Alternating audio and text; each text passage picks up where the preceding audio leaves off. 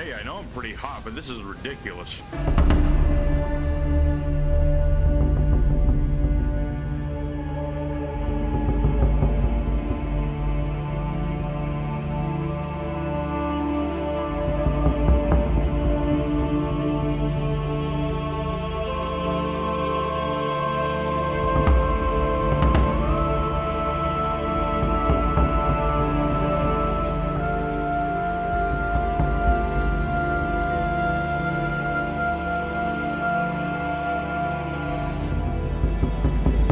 Hey guys, Memphis here, back at you with Elden Ring, the game of 2022, depending on who you ask.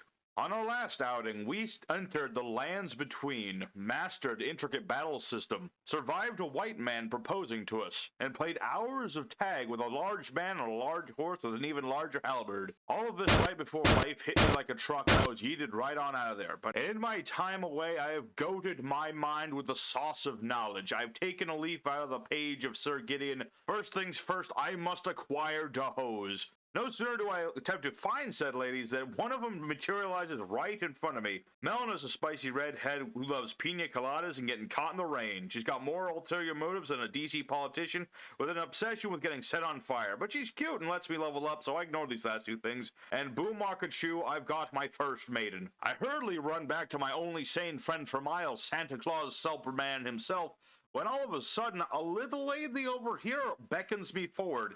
This here be Ronnie D. Witt, mysterious blue, cute to boot. She's looking for a tarnish who's running around on a horse. I have not been on a horse. I have spent all of 10 minutes trying to remember how to equip anything in this game, but a little white lie isn't going to hurt too much, so I let her know it's me she's looking for, and she gifts unto me the spell that turns me into the Shaman King.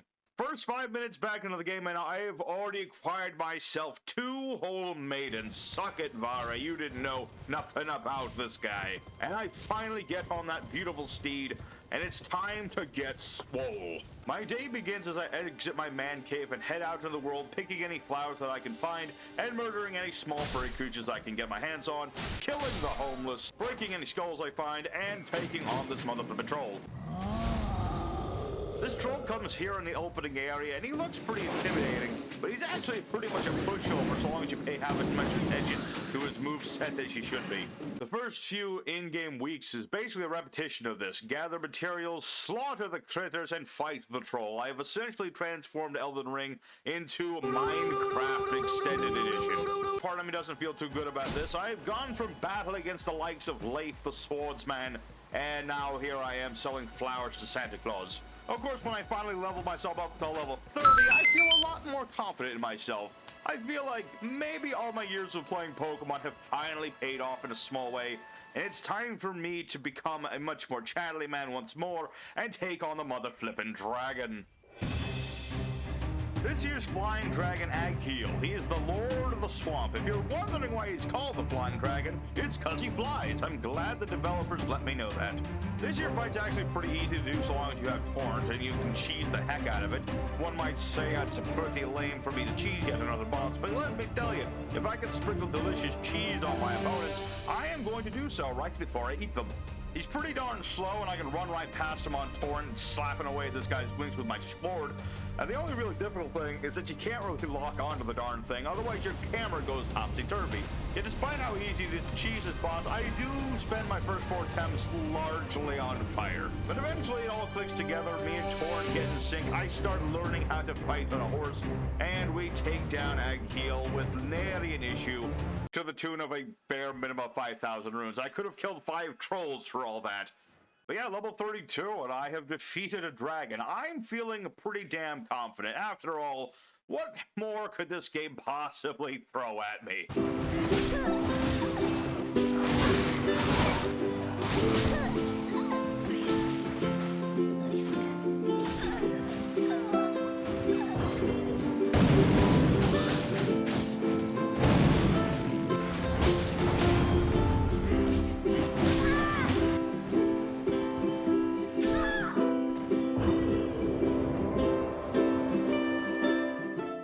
Suddenly I feel like this adventure is just not really worth it.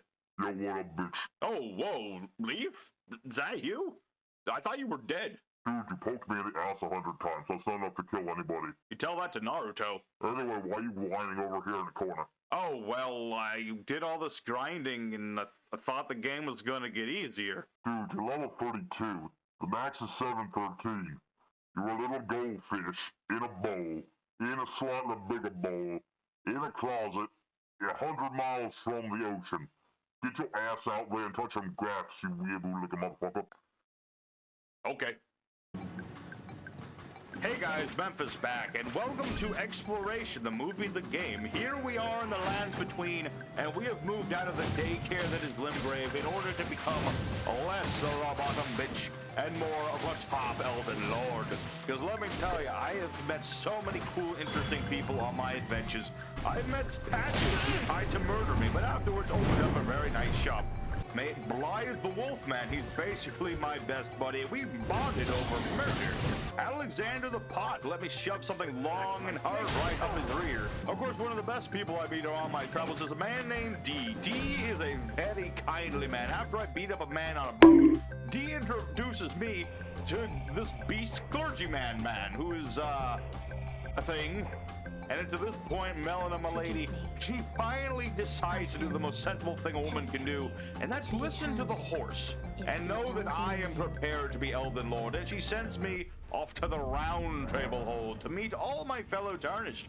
And let me tell you, there's nothing really for me to do here. At this point in the game, I don't have enough money to do anything, not enough materials to do anything. I do meet Hugh, though. He's a pretty cool dude. But more importantly, if I'm going to get stronger, I'm going to need to grind. And if I know anything from playing Pokemons, I know that the best way to grind is to cheese the heck out of it. You see, if you branch past Mr. Beast Clergyman, past this evil gargoyle, past this dragon, past this boss I didn't even see the damn thing, you make your way to Grail's Dragon Barrow, and you meet Grail, or at least I'm pretty sure this is Grail. I mean, he looks like a Grail guy. I don't know what else to tell you. And this is where we will be doing our grinding. You see, normally you fight this damn dragon by battling up against his 5 minions to take care of him. But there's a secret little exploit here. You can sneak up behind him and just whack him in the tail a million times. But the best part is that you can infinitely repeat this for infinite power.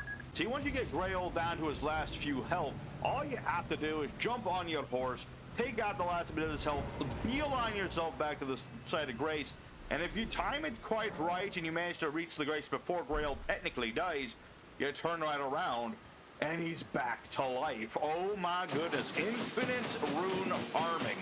Now some of you might be thinking, Memphis, this seems kind of cruel, and you know what, it definitely is. I do not feel the best about beating up an old gray dragon.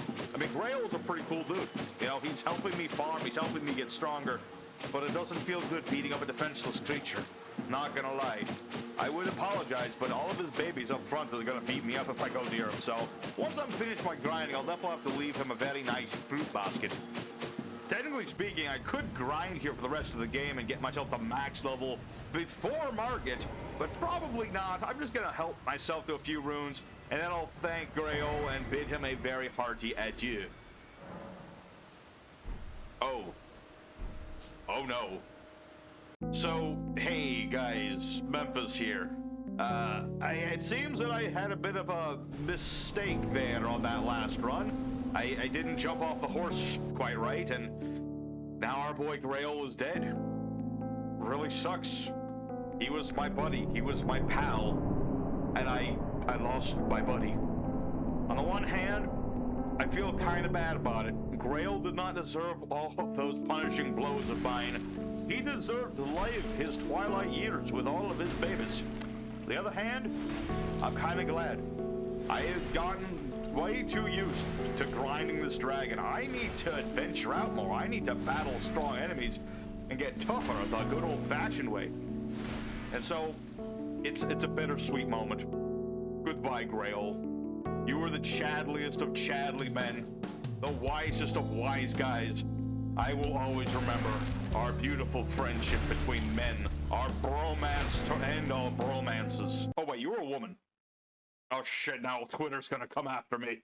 But with Grail's sacrifice done, we slot all of those runes, and holy hell, I've gone from level 32 to 86 doing this. Over 1.2 million runes. Grail, your sacrifice shall not be in vain. So yes, in this part of the video, you're all probably wondering, Memphis, what on earth are you grinding for anyway? Are you that scared of the Homeless King? Well, yes, but mostly no. You see, in order to beat up all the enemies in the future, I'm going to need a better sword. My sword has been mighty, my sword has been useful, but I need a new one. However, in order to gain this new sword, I'm going to have to go to a dangerous place. A vicious, vile place filled with horrible, twisted monstrosities, devoid of all decency and common good sense. A place devoid of morality, only where the most hateful, spiteful beings can ever be found. So my first trip through... Canaan, I get immediately ganked by a bunch of zombies. Really should be telling me that I need to beeline my way back out of here and go fight some more trolls. But no, common sense does not welcome me in here. My adventure is taking me to the Gale Tunnel. Here, there is a secret boss that I must deal battle with in order to gain my prize. So me and Torn happen to be jumping over here. Excuse me. We're going to jump over here. And this is where my big stinky brain makes a big stinky mistake. You see, I kind of forgot that fall damage was a thing. And what's worse, on my return trip, I kinda sorta forgot all the runes I had left from Grail grinding. Yeah, all those runes didn't really go to much help after all. We start pawing our way in, seeking out our enemies, fighting a few dudes. But this is kind of a good time. These guys are really a lot faster than they really ought to be. And they hit like a truck with that big old pickaxe. This, I spend a few times going through until I realize you just run past all these guys. I mean, a couple of volume, but who cares? I can take them on one by one any day of the week. Here at the bottom of the tunnel, I actually run into, you wouldn't believe it, Alexander the Warrior Pot. I have no idea why he's here, and unfortunately I never get an answer, because while I'm skirting around Alexander trying to avoid the soldier, Alexander, I don't know if I hit him or soldier hit him, but yeah, Alexander decides to try and kill me. Yeah, that kind of sucks. He's my buddy, but he decides he wants to have a good old-fashioned scrap, and I can't get him to try to murder me. But with all that out of the way, it's finally time to face my foe. He who has invaded my thoughts ever since I began my journey anew. It's time to fight the Magma Worm. The Magma Worm is what I would call one of those easy boss fights that you really wonder why he kills you so often. He has his basic moves, he has his slash, he can plow the field with his sword, he can do a basic spin attack, he can ground pound. I saw him leap into the air once, but like once is all he did. And he can fire a fireball. All these moves, pretty easy to deal with. Now, the one move that really gets you in this fight is the fact that he can fill his mouth up with magma and then pog at you until he runs you over like a freight train. This attack is kind of annoying if you don't know how to get out of it right, which it took me a few runs to figure out how to get out of the way of it. And if he does hit you with it, you're pretty much screwed. You might wonder why I didn't bother with a fire protection talisman. Well, it's because I didn't know the damn thing existed this early in the game, because, whoopsie, regardless, I plow ahead in the same tenacity that it took me to take down the tree sentinel. I waded into that fight, I stared my worm opponent down, and I learned his moves over and over and over and over and over and over and over and over again until my brain turned to mush. I had a few close calls, and I had a few where I got so annoyed I just went in flailing my sword like a madman. But eventually, I called the ditch, and it was time to take down the worm.